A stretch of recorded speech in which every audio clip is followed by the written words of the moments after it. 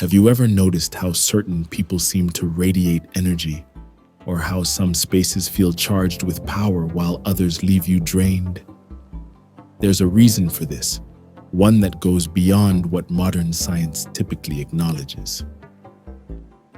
Your body contains an intricate network of energy pathways invisible to conventional instruments.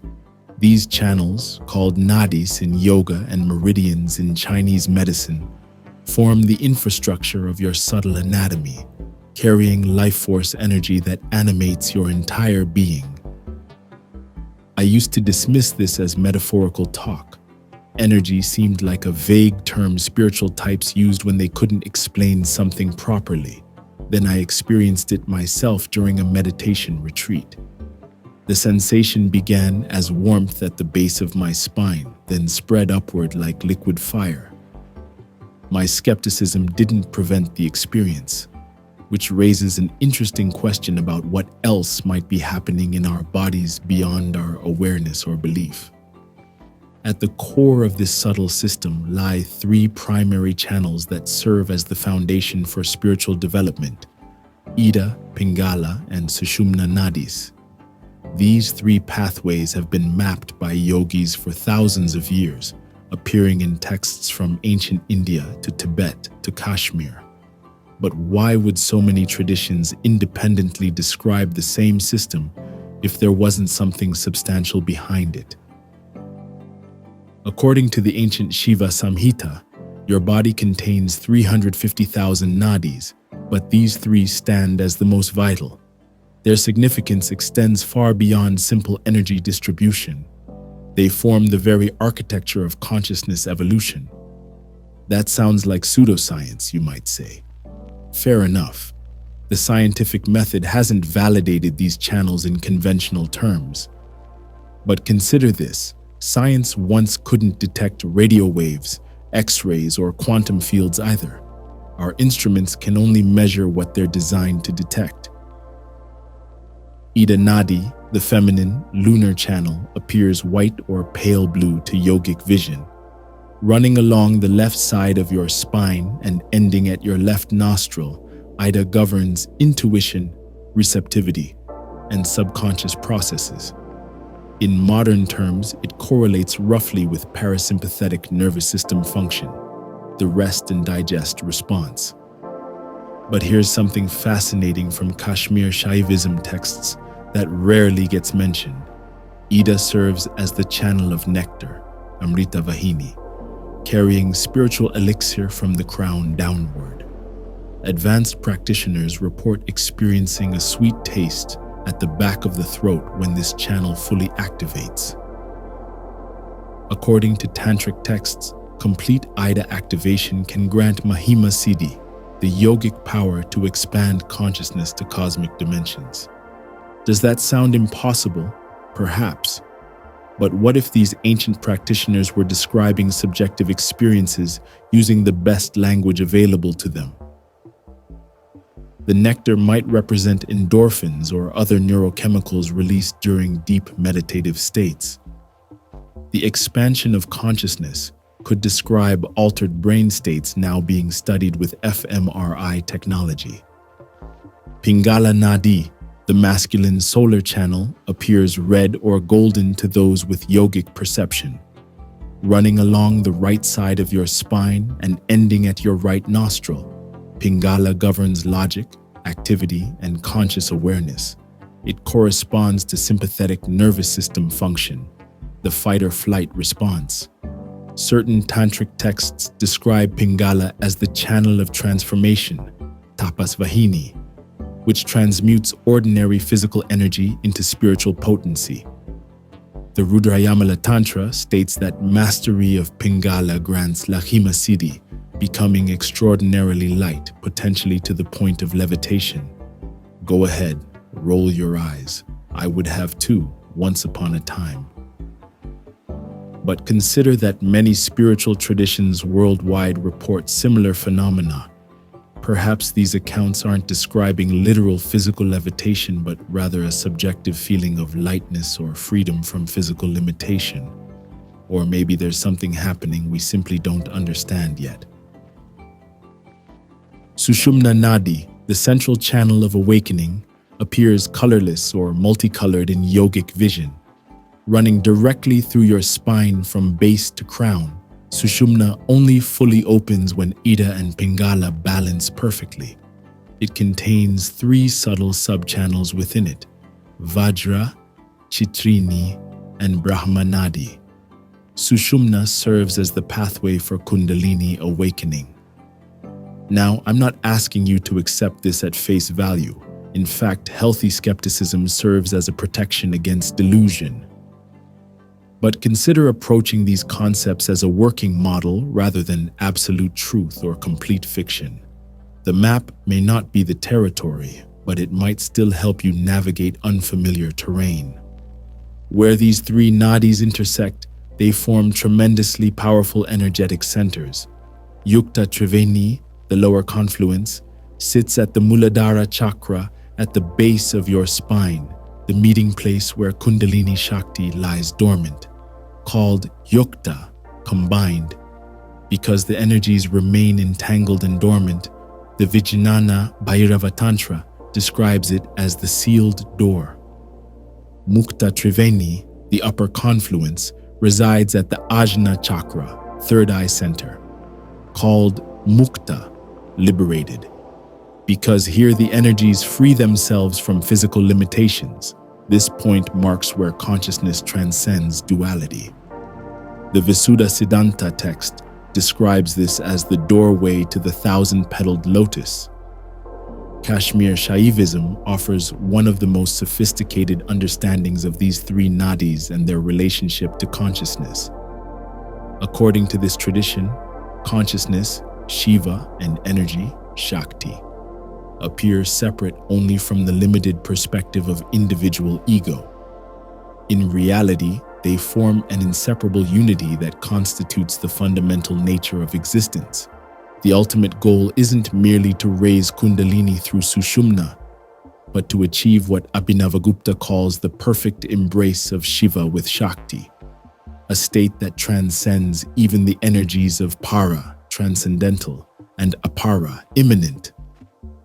This represents the complete integration of consciousness and energy, where you experience reality as an undivided whole. But hold on. Am I suggesting you abandon rational thinking and modern medicine in favor of ancient energy theories? Absolutely not. These systems can complement rather than contradict each other. When I developed chronic back pain, I consulted both a physical therapist and a yoga instructor trained in subtle energy work. The combination proved more effective than either approach alone. According to Kashmir Shaivism, 3 types of creative flows correspond to the 3 nadis. Paravisarga, the supreme flow associated with pure consciousness. Paravisarga, the medium flow representing the balance of consciousness and energy. And Aparavisarga, the inferior flow representing material manifestation. Advanced practitioners learn to recognize and manipulate these flows through specific mantras and breathing techniques, enabling consciousness to move freely between different states of reality. While this may sound esoteric, consider that modern neuroscience increasingly recognizes the impact of breathing patterns on brain states and nervous system function. The ancients may have mapped the effects empirically long before we had the technology to measure them. The Taoist tradition of China developed a parallel understanding through the concept of the microcosmic orbit. In this system, the Renmai, conception vessel, runs up the front of the body, corresponding to aspects of Ida, while the Dumai, governing vessel, runs up the back, corresponding to aspects of Pingala. When energy flows continuously through both channels in a circuit, it creates effects similar to Sushumna activation.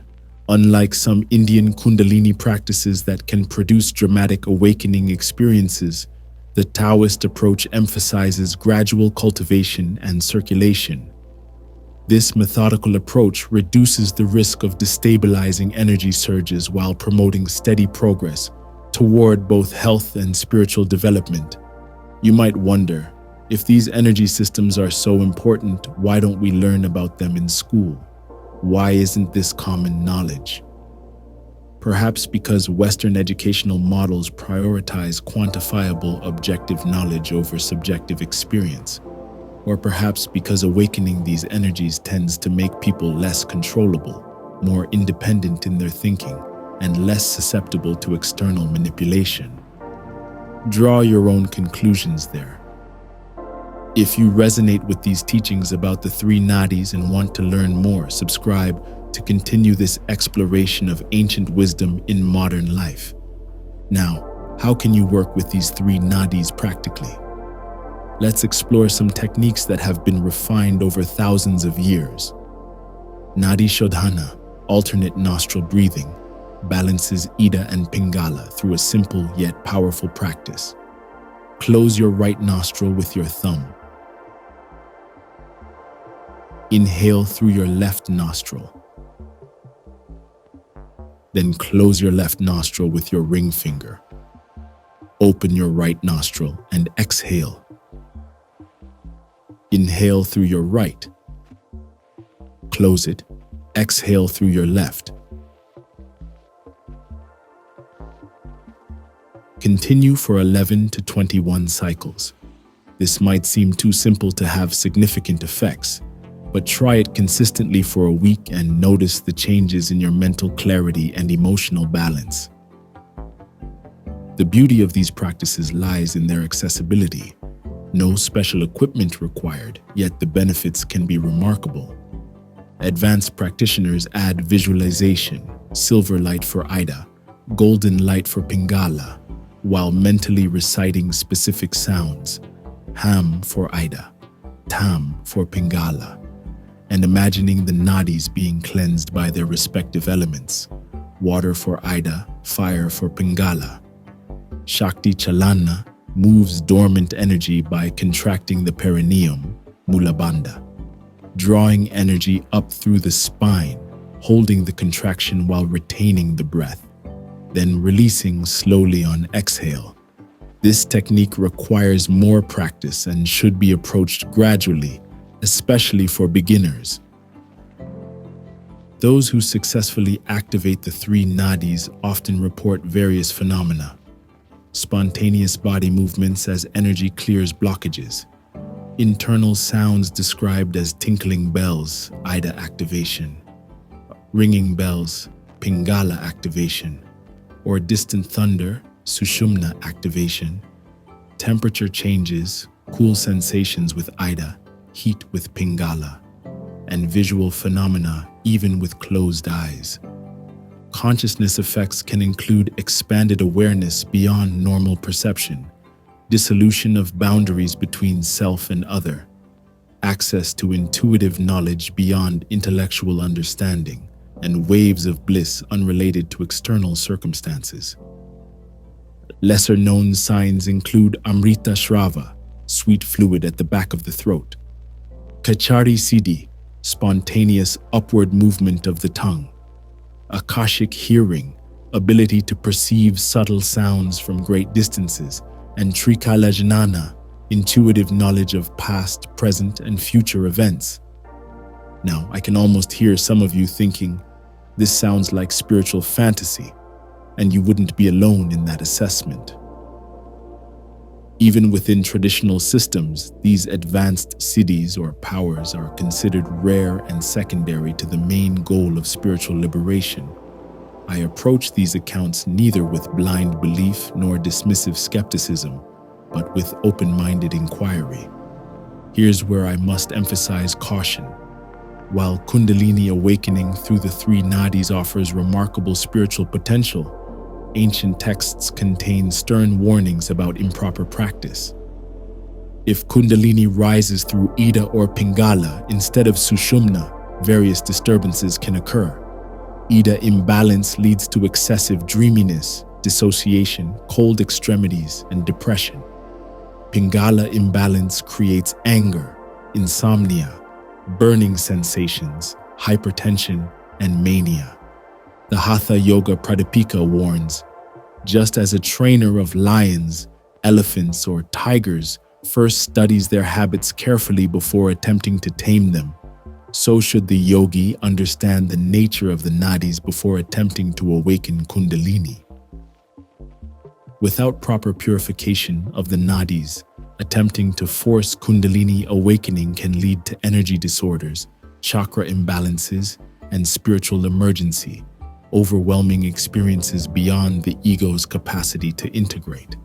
This isn't meant to frighten you, but to encourage respectful engagement with these practices. Start slowly, with basic techniques like alternate nostril breathing before attempting more advanced methods. Work with qualified teachers when possible, and listen carefully to your own body's responses.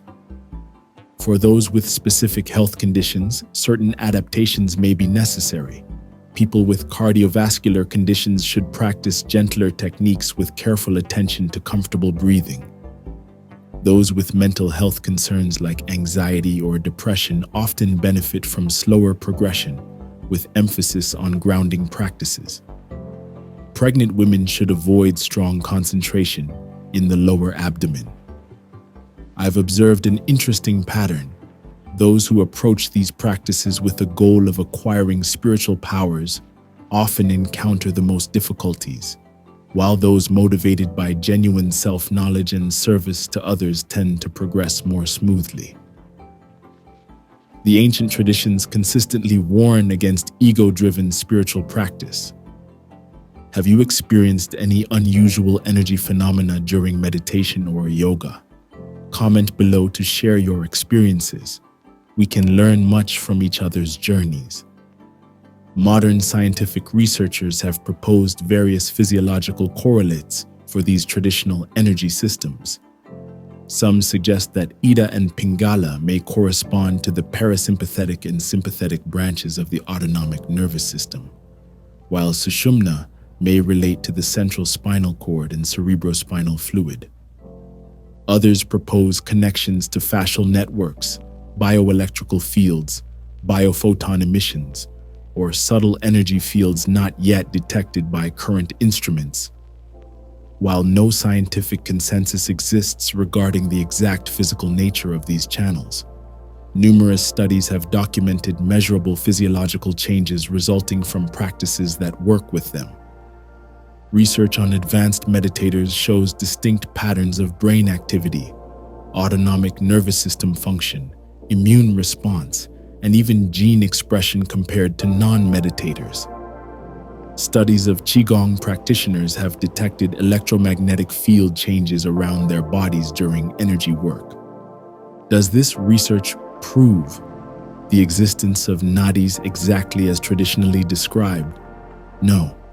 But it suggests that these ancient models might be mapping real phenomena using different conceptual frameworks than modern science. The territory may be the same, even if the maps use different symbols and terminology. The integration of these three channels reflects the fundamental spiritual principle of balancing and transcending opposites. Ida represents feminine, lunar, introspective qualities. Pingala represents masculine, solar, expressive qualities. Sushumna represents the middle path that transcends and integrates these apparent dualities. This trinity appears throughout world spiritual traditions. The three gunas, sattva, rajas, tamas, in Hinduism, the three treasures, jing, qi, shen, in Taoism, body, soul, and spirit in Christian theology, and the three pillars, severity, mercy, and balance, in Kabbalistic tradition. The recurrence of this threefold pattern across cultures suggests it may reflect something fundamental about consciousness itself. The awakening of energy through these three channels ultimately reveals that what you have been seeking has been present all along, your own true nature, temporarily veiled by identification with limited aspects of experience. As this veiling dissolves, what remains shines with the light of consciousness itself, radiant, peaceful, and complete. I'm not asking you to believe any of this blindly. In fact, Healthy doubt serves as a protection against delusion and dogmatism. Instead, I invite you to approach these teachings as working hypotheses to be tested through direct experience. Try the basic practices consistently for a few weeks. Notice what changes in your energy, emotions, and awareness. Keep a journal of your experiences. Compare notes with others on similar paths. Integrate what proves valuable. Set aside what doesn't resonate or bear fruit in your life. The greatest wisdom traditions have always emphasized direct experience over mere belief or intellectual understanding. The Buddha encouraged his followers not to accept his teachings on authority, but to test them through their own practice. The Tantric traditions similarly emphasize direct realization, pratyaksha, over scripture or logical inference. As you explore these ancient pathways of energy, remember that the journey unfolds uniquely for each person. There's no standardized timeline for awakening, no one-size-fits-all experience of energy activation. Honor your own process, with its unique pace and particular challenges. The three nadis, Ida, Pingala, and Sushumna, offer a sophisticated model for understanding the relationship between energy and consciousness. Whether you approach them from a traditional spiritual perspective, a modern psychological framework, or a cutting-edge scientific paradigm, they provide valuable tools for enhancing vitality, emotional balance, mental clarity, and spiritual awareness. As the Shiva Samhita states, just as fire hides in wood, oil in sesame seeds, and ghee in milk, so the self hides in the body, to be realized through the application of the techniques of the three nadis. The true test of this knowledge lies not in intellectual agreement, but in direct experience. The awakening that transforms ordinary consciousness into the recognition of your essential nature. That recognition awaits you, flowing like a hidden river beneath the surface of everyday awareness, ready to be discovered when you turn your attention inward and begin the journey of energetic awakening.